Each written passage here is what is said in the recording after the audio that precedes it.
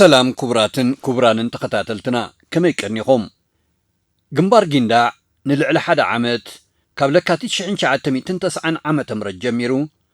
بزي عرفتي حيال وق معالتاو زكايا لوز نبره جنبار يوم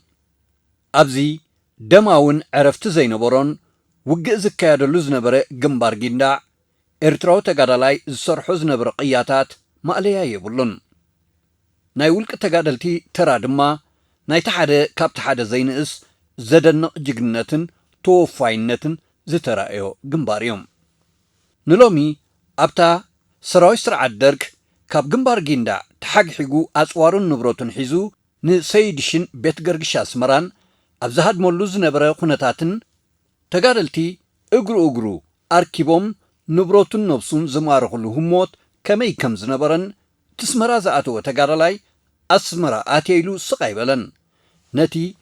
نفكرن قلتو زهاد دمز نبرا شيشو سراويتن أسوارن نممراخ بمخاين جيرو اغروم النار كبكا نممراخو أوشتتي البزيبولا أسوارن حاون تقارلتي بمأكلن نحالفو بخمي يمارخوهم كمز نبارون زقوان فمز نبرت أجمن زدهسس كخوونيو نمكتتالكم أقدمنا نمسجن سناي مكتتال زينب مدرا تغني دور واري وبعد اللي تمكتري زينب مدرا تغني دور واري وبعد اللي تمكتري مع ذا المثل يبلبل البلل البحري يصير ربق ومثل نايتك أواجنا قايت دول كعبي المتوار بحر زمرته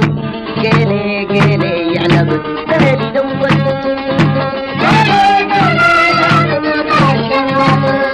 وين جاب مركب تحمر مركب قولي من كده كيئب وخب شو تأخذك عبد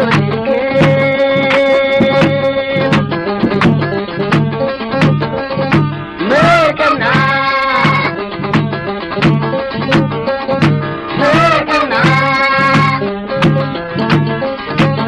زيت المدرة جبني دور واري وبعد اللي تمكتي زيت المدرة جبني دور واري وبعد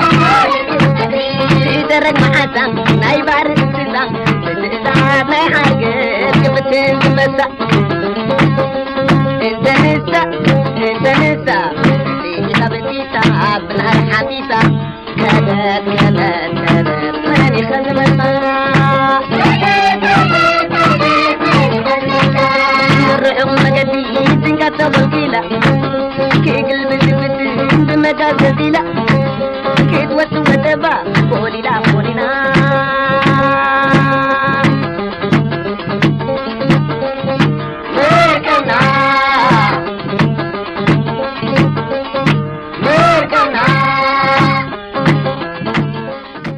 منكوني سوا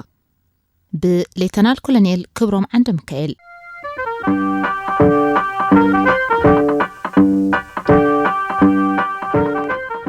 دحر حرنت ود مصواع استفتره برتع مربراب استخايدلو مدارك تقلبو جግንነት ተገረልቲ ዝተራየሉ መስዋዕቲ ናይ ሸሓት ብሉጻት ተገረልቲ ዝሓተተ ግንባር ጊንዳዕ ማእስን ብኸመይን ከም ዘብቅዕ ዝፈልጥ ሰባይ ነበረን ኣብዚ ግንባር እዚ ብርጌዳት 81 87 13 ናይ ክፍለ ሰራዊት 61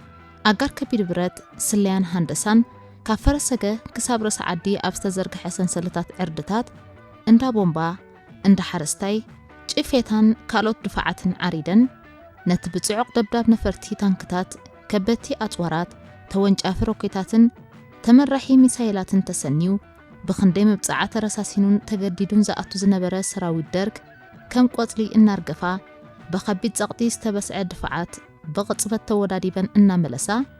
መስተንክር ታሪኽ ሰሪሐንን ግንባር ጊንዳዕ ተገረላይ ክሳብ 3-4 ግዜ እናተወቀ ካብ ድፋዓት ከይወፀ ብጸላኢ ዘየድፈሮ ኣብ ታሪኽ ኤርትራ ትእምርቲ ጽንዓት ተገረላይ ኮይኑ ክዝከር ዝነብር ታሪኻዊ ግንባር እዩ ኣብ ድሮ ዛዛሚ መጥቃዕቲ ግንባር ደቀ ምሓረ ብዙሓት ካብተን ኣብ ግንባር ጊንዳዕ ዓሪደን ዝነበራ ኣሃዱታት ህዝባዊ ግንባር ናብ ግንባር ደቀ ምሓረ ስለስተንቀሳቐሳ ብርጌድ 87 ናይ ክፍለ ሰራዊት 61 ምስ ካልኦት ኣሃዱታት ነቲ ሰፊሕን ጽንኩርን ግንባር ጊንዳዕ ተመጢጡ ከም ዝሕዞ ተገብረ ሓይልና ኸኣ ካብ ጋሕያት ንጸጋም ክሳብ ሩባ ማያት ከሞም ዝነበረ ድፋዓት ልዕሊ ዓቕማ ተመጢጣ ሓዘቶም ድሕሪ ሳልስቲ ኣብ ቅድመና ካብ ዝነበረ ሰራዊት ጸላኢ ዘይልሙድ ድምጽታትን ገልጠምጠምን ክስማዕ ሓደረ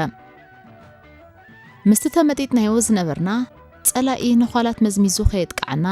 ክሳብ ዝወግሕ ተጠንቂቕና ብኾፍና ክንከታተል ሓደርና ገልጠምጠም ናይ ጸላኢ ግን ንመጥቃዕቲ ኣይነበረን ምስ ግስጋሰ መጥቃዕቲ ደቀ ምሓረ ተኣሳሲሩ ብራዕዲ ተዋሒጡ መሬት ከም ኣፍ ዕንቂ ጸቢባቶ ነፍሱ ንመድሓኒዩ ሸበድበድ ክብል ዝሓደረ መሬት ወጋግ ምስ በለ ብወተሃደራዊ መነጽር ናብ ዕርድታት ጸላኢ ኣቋመትና እቲ ኣብ ቅድመና ዓሪዱ ዝነበረ ሰራዊት ደርግ ድፉዑ ገዲፉ ከዝልቕ ከም ዝሓደረ ኣረጋገጽና ነዊሕ ከይጸንሐ ኣሃዱና ብቐጥታ ብሩባ ማይ ኣትከሞም ንጊንዳዕ ከኣቱ ትእዛዝ ተዋህባ እቲ ጻጸ ዘየሕልፍ ርእስኻ ቐኒዕካ ዘይትርእየሉ ድፋዓት ጸላኢ ብዘይ ዝኾነ ተቃውሞ ባዕሉ ሃደሽደሽ ክብል ምርኣይ ኣዝዩ ዘገርም ነበረ ጸላኢ ሒዝዎ ዝነበረ ቦታታት ብዘይ ተኽሲ ሓሊፍና ከም ተራ ጉዕዞ ተሰሪዕና ጊንዳዕ ክንኣቱን ከለና ሕልሚ ዲጋህዲ ምፍላዩ ኣጸጊሙና ነቲ ንረግጾ ዝነበርና መሬት ምእማኑ ሰኣና ቀቂድመና ብ24 ግንቦት 1991 ኣብቲ ክፍለ ሰራዊት 88 ብርጌድ 37 በጠለና ክልተ ዓሪዶምሉ ዝነበሩ ከባቢ ቦነርስፔሮ ዝርከብ ድፋዓት ጸላኢ ኣብ ኣጋፍ ፍርቀለይቲ ዘይልሙድ ብርቱዕ ድምጺ ክገብርን ወተሃደራት ንሓድሕዶም ክጸዋውዑን ተሰምዑ ሻምበል ሻምበል ዝብል ድምጺ ወተሃደራት ዝሰምዑ ሓለፍቲ ንተጋደልቶም ናብ ድፋዕ ጸላኢ ተጸጊዖም ኩነታት ክከታተሉ ሓበርዎም እቶም ተጋደልቲ ናብቶም ወተሃደራት ኢትዮጵያ ቀሪቦም ምስተዳሃይዎም እቶም ወተሃደራት ኢዶም ክህቡ ከም ዝደለዩ ደጋጊሞም ተማሕጽንዎም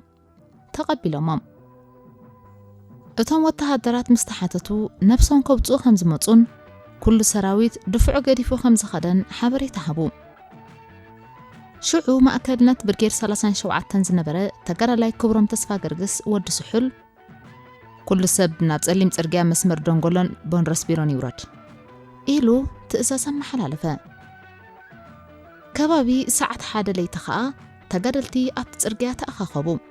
ከባቢ ሰዓት 4 ክኸውን እንከሎ ዝኾነ ተቃውሞ ከየጋጠሞም ጊንዳዕ ኣተው ኣሃዱታት ክፍለ ሰራዊት 88 ኣብ በጠለና ክልተ ሳልሰይቲ ሓይሊ ገብረ ኣብ ተወልደ መድህን ወዲ ብላታ እናተመርሓ ጉዕዞአን ቀጺለን ሰዓት 9 ቅድሚ ቀትሪ እምባት ካላ በጽሓ ካብ ወደብ ምጽዋዕ ረድኤት ዝጸዓና ባንዴራ ውድብ ሕቡራት ሃገራት UN ዘንበልብላ 31 ናይ ጽዕነት መካይን ብሓንቲ ፒክኣፕ ንእሽተይ መኪና ተመሪሐን ነስመራ ክሓልፋ መጻ يحلفون ተባሂሉ ብዘይ ጸገም ሓለፋ እቲ ኣብ ሰይድሽ ዓሪዱ ዝነበረ ሰራዊት ጸላእ ድማ መሰጽዋሩ ደድሕረአን ነስመራ ገጹ ኣምረሐ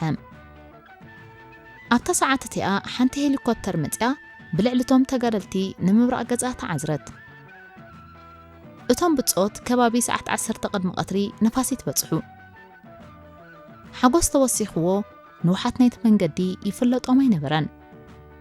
ጉዕዞኦም ቀጺሎም ናብ መቐልቃል ሰይድሽ ደየቡ ጸላኢ ኣብ ሰይድሽ 5 ታንክታት ሒዙ ዓሪዱ ጸንሖም እቲ ጉዕዞ ጽርግያ ሓይሊ ጸላእ ንኸብከብካዩ ዝነበረ ብዘይካ ሓንቲ ቦምባ ታንክ ግን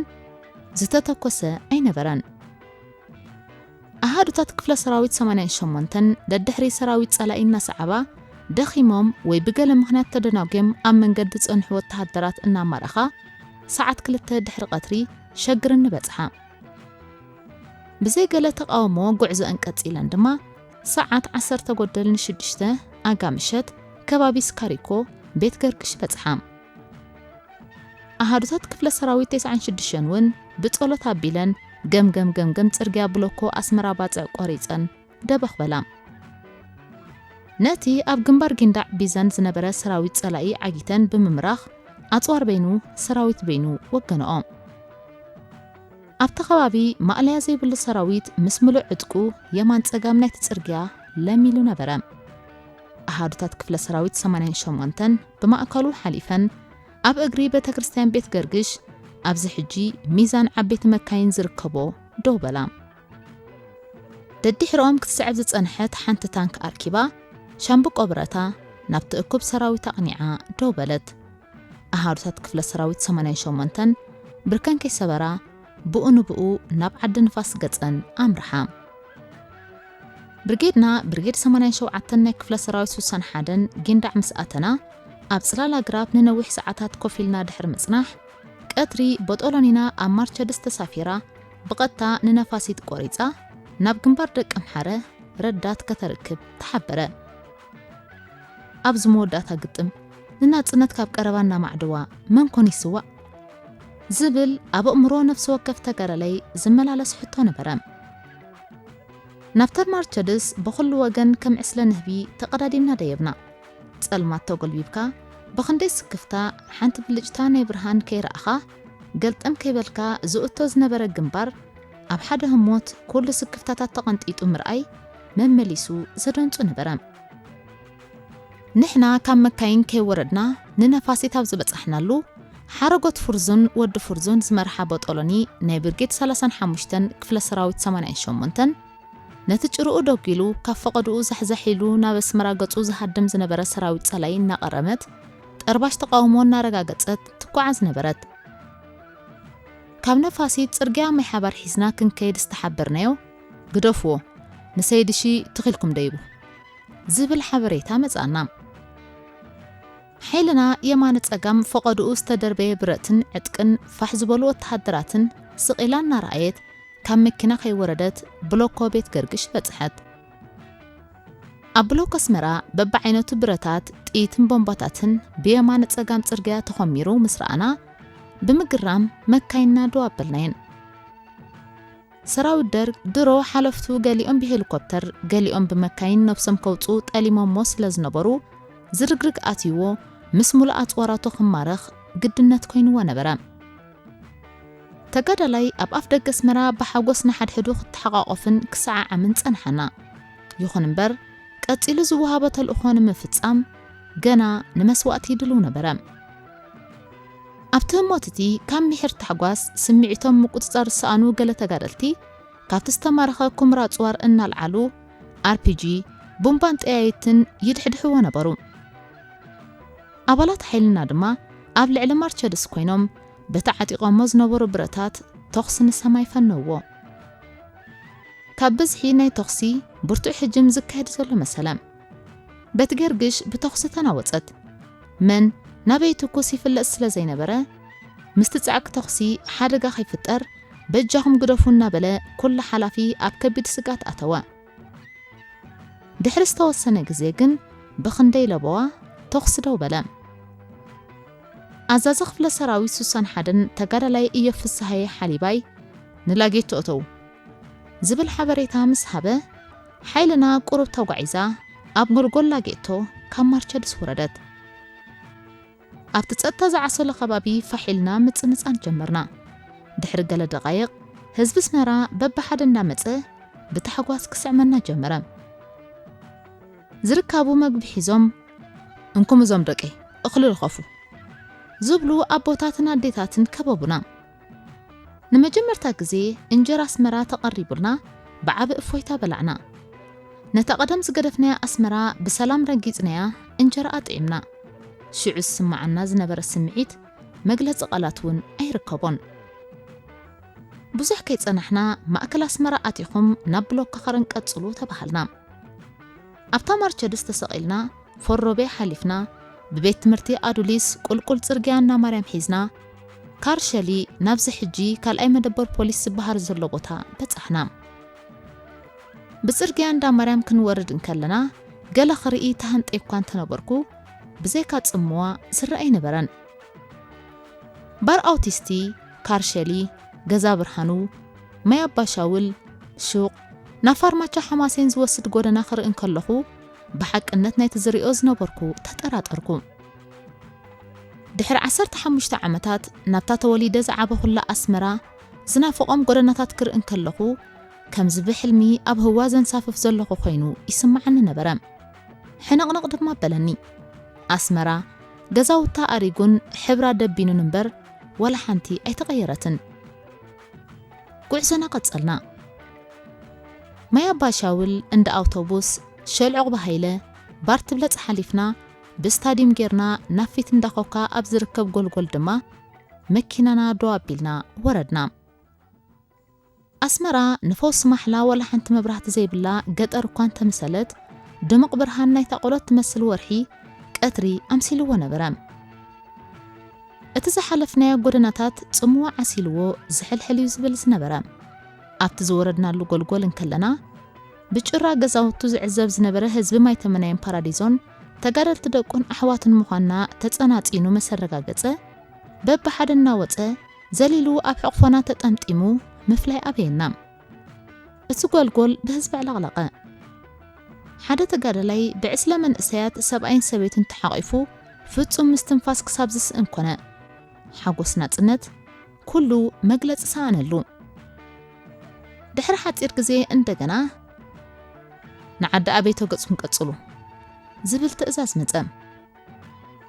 كابتششو هزبي مفلايقن أتأكا مخونا بجاهم سرحنا خنقصل قدوفنا انت بلكا منك سمعكا قالي انت بجاهم قدوفو مندو يبلو قالي ممليسوم حاقفوم يسعمنا بخندي قدل كاب علاقلق هزبي حانت قانتا نخون وطينا أمكننا تسقيلنا ناب عدا بيتو وطانا زبازحو أبالاتنا أوشت هزباتيوم أنفتو مطفئهم ترفو تسانيحهم جن ببقو جلة أركبنا نتصبحيتو من قد خرن حيزو زهدم زنبرت ألاي أركبنا كن لقمو عمام تواهيبنا قعسنا قتلنا ناتسنت متيانا تبهل زخفل مسواتي بزي قدس بلعلنا هرنتو فاينتن كل تقارلاي كريمو قتلم ترجع زحزحيلو نتصنحنا وتهدر برد كاورد أتقعيو النابلنا نخيد نبرنا كم زقيدمو بأفشان بقبرت نفات زي نبرنا مستم نمعراب قصم زقو عزوز نبرو مقليا زي بلنا وتهدرات تحواويسنا نقو عز نبرنا عادة كليزان حليفنا كل بتقراي ودينا هبرنك أقامس بتصحنا كال أي مراحيلي ولدر في الزهرة كم مكنا وريدو نقدميتنا خشفن كله بيت دندس ترجياز أنحي حدو التحدر شامبو قبرة تقنعو أعتقد أكد كانت أتصرن كله أبالاتنا ريوم قدمتك إنا بلو أمنيك أحسن قزي توكيسوم نتوى التحدر ودقومو زهرة نسكلا يدحن أبزبو تازي مس أبالات أقار كبيد برتنا ترقبنا ናብ ጎቦታት ሽንድዋ ረሻሽ ክልተ ኣፉ ረምረም እናበሉ ይትኩስ ነበሩ ነቲ ኣብ ጎቦታት ፋሒሉ ዝነበረ ወተሃደር ናብ ጽርግያ ኸውርድዎ ኢሎም እዮም ብኹሉ ኽርናዕ ሽሾ ወተሃደር ዕስለም በጣኽ መስል ፈለኽ በለ ብድሕሪኡ ግደፍ ኣይትተኩስ ደው ኣብሎ ዝብል ትእዛዝ ብራድዮ ኣቃልሐ እቲ ሰራዊት ናብ ጽርግያ ሽንድዋ ተተቲዑ ወረደ ካብ መካይን ወሪድና ምስቶም ኣባላት ኣጋር ከቢድ ብረት ኮይና ነቶም ወተሃደራት ብረቶም ከውርዱ ኣይዞ እጅህን ስጥ ምንም የለም እናበልና ቀረብናዮም ኣጠማምታ ናይቶም ወተሃደራት ግን ጽልእን ምሕንሓንን ዝነበሮ እዩ ገሊኦም ብነድሪ ብረቶም ናባና ከቕንዕዎ ረኣና ንሕና ብሰላም ኢዶም ክህቡ ክንልምን ንሳቶም ብረት ከቕንዑ ብሻምብቆ ብረት ተፋጠጥ ኮነ ኣብ መንጎኦም ግን ዝምብለ ሂድ ዝብሉ ወተሃደራት ይስምዑ ነበሩ ከምቲ ኣብ እግሪ ሃብረንቃቃ ዘጋጠመና ሓደ ወተሃደር ብረቱ ናብ ንጉሰ ተሪር ኣቃኒዑ ቃጣ ክጸቅት እናሓሰበ ቀዲምና ብጥይት ቆለብናዮ እታ ጥይት መሊሳ ብዙሕ ዕግርግርን ምፍጣጥን ኣምጸት ድሕሪኡ ብኸምዚ ክንቅጽል ስለ ዘይንኽእል ኣብ መኪና ተሰቒልና ክንሓልፍ ሓበሬታ ተዋህበ ማርቸድስ ተሰቒልና እቲ ሽሾ ሰራዊት ቦምባ አርፒጂ ዓሚሩ ብረቱ ሎጊሙ ናባና ቕኒዕዎ እንከሎ ኣይዞ ምንም የለም እናበልና ብሓዊ ተኸቢብና ብመንጉኡ ንቕድሚት ሓለፍና ዕላ በርዕድ ክንበጽሕን ከለና ወተሃደራት ደርግ ኣብ ማእከል ጽርግያ ድርዕቲ መኪና ኣባላቶም ኣቃጺሎም ነቲ ጽርግያ ዓጺሞ ጸንሑና ብዝኾነ መንገዲ ጉዕዞና ክንቅጽል ስለ ዝነበረና በቃጸሎ ናይታ ድርዕቲ መኪና እናተሸልበብና ተጻቢብና ብጎደና ሓለፍና ኣብ ዝሓለፍናዮ ዓዲ ቆልዑ ነቲ ፈቐድኡ ተደራቢ ዝነበረ ብረት እንተተኰስትን እናልዓሉ ከተናኸፍዎን ክጻወቱሉን ገለ ድማ እናርከቡ ክህቡና ዝገብሮ ዝነበሩ ላዕልን ታሕትን ከዓ ዘይተደለየ ሳዕቤናት ከይኸትል የሰክፈና ነበረ ኣብ ክሳድ ዒላ በርዕድ ምስ በጻሕና ድሕረና ኣብ ዝገደፍናዮ ቦታ ናይ ዒላ በርዕድ ብዝሒ ዘለዎ ሰራዊት ሓደ ኮሎኔል ኣኪቦም ኣሎ ዝብል ሓበሬታ ሰማዕና ኣብ ክሳድ ዒላ በርዕድ ውፅእ ኢልና ድማ ናይ ሰላም ጻዕዳ ነጸላ ገቲርና ዶበልና እቶም ወተሃደራት ናባና ገጾም እናቐረቡ ምስ መጹ ካብ መንጎኦም ሓደ ሰብ ክመጻና ሓበርናዮም እቲ ኮሎኔል ካብ መንጎኦም ውፅእ ኢሉ ምስ ቀረበና ምግብን ማይን ናብ ዝኽነምጻልኩም ኢና እሞ እዚ ሰራዊት ሓንሳብ ኣብዚ ዕሪፉ ይጽንሕ በልናዮ እቲ ኮሎኔል ከም ኢሉ ምስ ተዛረቦም ገለ ወተሃደራት ፈንጢሶም ብምውጻእ ናብ ከረኒና ተባሂልና እናበሉ ብነድሪ ነቲ ሰራዊት መሪሖም ብረትና ወጣወጡ ተበገሱ ከመን ምዃኑ ዘይፍለጥ ኣብ ከረን ቀይሕ መስቀል ተረኪቦም ናብ ዓድኹም ከፋንዎኹም እዮም ዝብል ሓበሬታ ተዋሂቦም ነይሩ ንሓድሕድና ከይትትኩሱ ተኸርዲና ኢና ዘለና ግደፍዎም ተባሂልና መካይና ተሰቒልና ቅድሚ እቲ ሰራዊት ንኸረን ቀጸልና ቅድሚ ሩባ ሓሊብ መንተል ምብጻሕካ ኣብ ዝርከብ ቦታ ሓንቲ ካብተን ጽዒናናና ዝነበራ ማርቸድስ ጎማን ፈሰት በዚ ድማ ካብ መካይን ወሪድና ናብ በረኽ ዝበለ ቦታ ብምውጻእ ክልተ ጋንታ የማን ጸጋም ጽርግያ ድፋዕ ከም ዝሕዛ ሓንቲ ጋንታ ከዓ ጽርግያ ንቐድሚት ከም እትቕጽል ገበርና እቲ ብድሕረና ዝስዕብ ዝነበረ ሰራዊት ጸላኢ ብማእከልና ስቒሉ ከም ዝሓልፍ ገበርና ይጥሙትና ንጥሙቶም ከምዛ ከይትትኩስልና ከይንትኩሰልኩም ተባሂልና ውዕል ዝኣተና ብትኹል መስርዕ ስቒሎም መንገዶም ይቕጽሉ ንሕና ከዓ ስቒልና ንሕልፎም እቶም ወተሃደራት ሒዞሞ ካብ ዝጓዓዙ ዝነበሩ ንብረት ብዙሕ ዝጠቕመና ነገራት ንርኢ ነበርና በዚ ድማ ንሓደ ወተሃደር ጸዊዕና ንዓ ዛኽሻፋ ግደፋ ንብሎ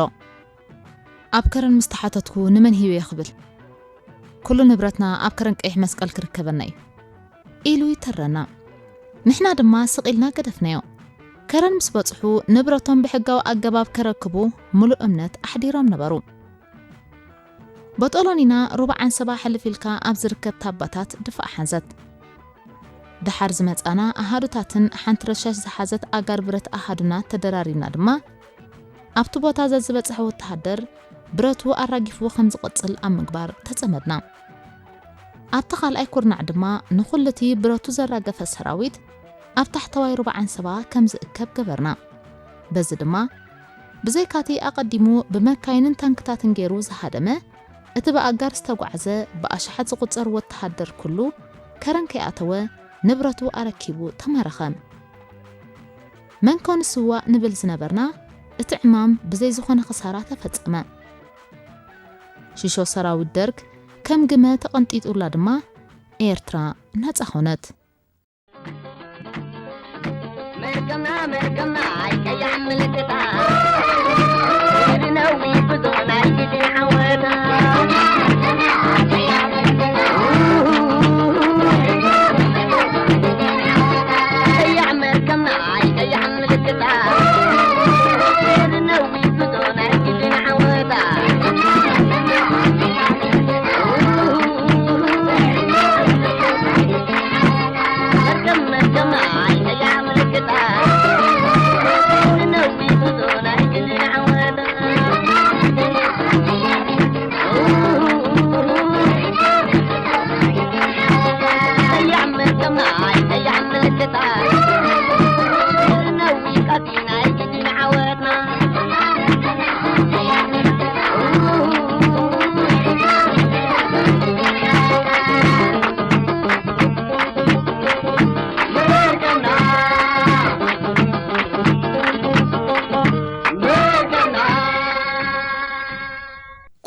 كبرانن تخاتلتنا نايلوم تحستونا أبزي تفتسيم الله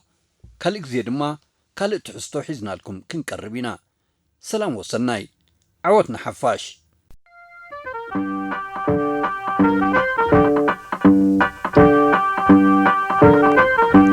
يوهانا أخلينا تنتنا يوهانا فرنا كالسنا يوهانا حتى سرتنا بسرعة بسر أسمعنا زي سمعو ما كل درشنا بنا تولعو أخلينا تنتا جبي تارتران كبراس كسر جمر كسبراس دميرا كله جم بحرا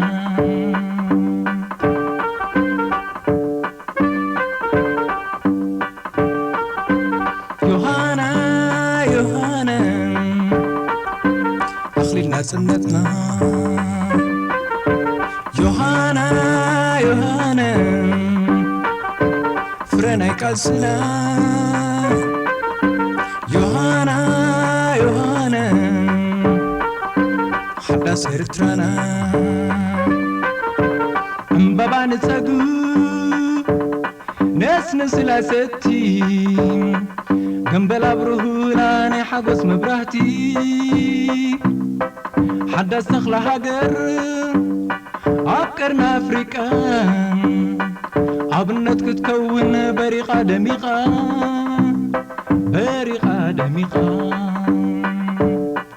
ملكتنا يدس لبس عدا هاري كاسين كاتزاني ماكل كيح بحري مخزن معدناتك بيت عسان باري بمركب عير سنتقو بنهري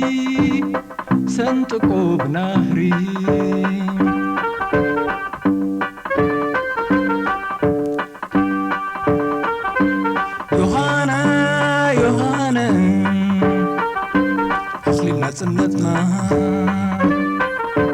يوهانا فرنا يكاسنا يوهانا حدا سيرترانا وقعنبر لبسا رخيبا مسلام بجو تهاجرنا باندران بالبلا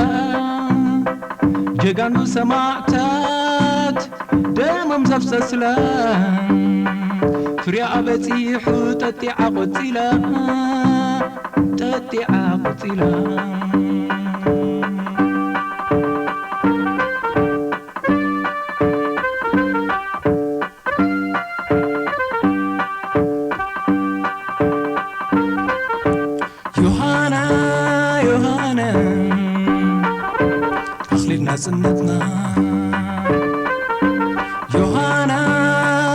يوهانا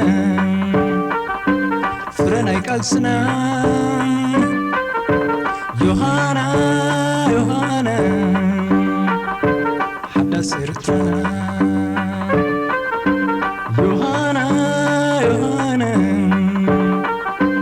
أخلينا تمتنا